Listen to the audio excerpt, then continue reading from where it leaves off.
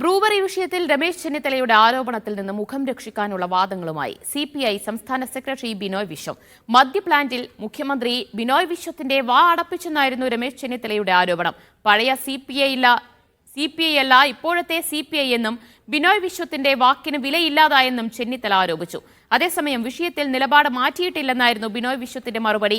CPI പറഞ്ഞ കാര്യം നടപ്പിലാക്കിയെന്നും brewery കൃഷിയെയും കുടിവെള്ളത്തെയും ബാധിക്കില്ലെന്നും ബിനോയ് വിശ്വം വാദിച്ചു. ഇരു നേതാക്കളുടെയും പ്രതികരണത്തിലേക്ക്. ബിനോയ് വിശ്വത്തിന്റെ വാക്കും പഴയ ചാക്കും ഒരുപോലെയാണ്. അദ്ദേഹം പറയുന്ന ഒന്നും നിങ്ങളെ കണക്കിലെടുക്കണ്ട.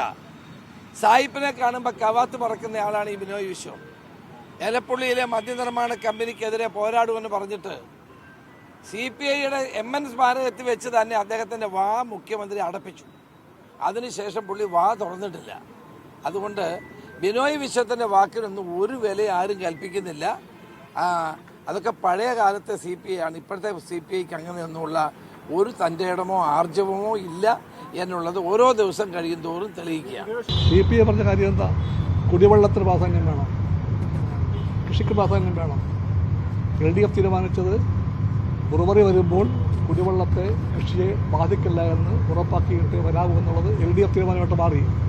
അത് വിജയമല്ലേ CPIയുടെ? വിജയമാണ്. CPIയുടെ അഭിമാനബോധം രമേശ് ചെന്നിത്തലയ്ക്കോ ആർക്കെങ്കിലും പണയപ്പെടുത്തിയൊന്നല്ല. രമേശ് ഒന്ന് മാന്തിയാൽ ആർക്കും കൊത്താൻ നിയമം കിട്ടില്ല. അതൊക്കെ കോൺഗ്രസ് നോക്കിയാൽ മതി. സെയ്ഫ് സൈലുദ്ദീൻ വിവരങ്ങൾ നൽകും. സൈഫ, ചെന്നിത്തലയുടെ ആരോപണങ്ങൾക്ക് ബിനോയ് വിശ്വത്തിന്റെ മറുപടി എന്താണ്? ബിനോയ് വിശ്വം ഒരു തരത്തിലുള്ള രക്ഷപ്പെടലാണ് നടത്തിയിരിക്കുന്നത്. ഹോം ഗ്രൗണ്ടിലെ തോൽവിയാണ് CPIക്ക് കഴിഞ്ഞ LDF യോഗത്തിൽ ഉണ്ടായത്. എലപ്പുള്ളിയിലെ മദ്യനിർമ്മാണശാലയെ കർശനമായി എതിർക്കാൻ വേണ്ടിയുള്ള നിർദ്ദേശം പാർട്ടി നേതൃത്വം ബിനോയ് വിശ്വത്തിന് നൽകിയിരുന്നു. പക്ഷേ ആ എതിർപ്പ് മുഖ്യമന്ത്രി പിണറായി വിജയന് മുന്നിൽ വിലപ്പോയില്ല.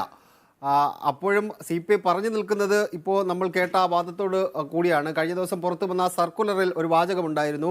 എലപ്പുള്ളിയിലെ മദ്യനിർമ്മാണശാല നിർമ്മിക്കുമ്പോൾ അവിടെ ജലവിതരണത്തിന് തടസ്സമുണ്ടാകരുത്, കുടിവെള്ള ലഭ്യത ഉറപ്പാക്കണം, കൃഷിക്ക് ബുദ്ധിമുട്ടുണ്ടാകരുത്, അങ്ങനെ ആ പദ്ധതി നടപ്പാക്കണം എന്ന് ഇടതുമുന്നണിയുടെ സർക്കുലർ ഉണ്ടായിരുന്നു.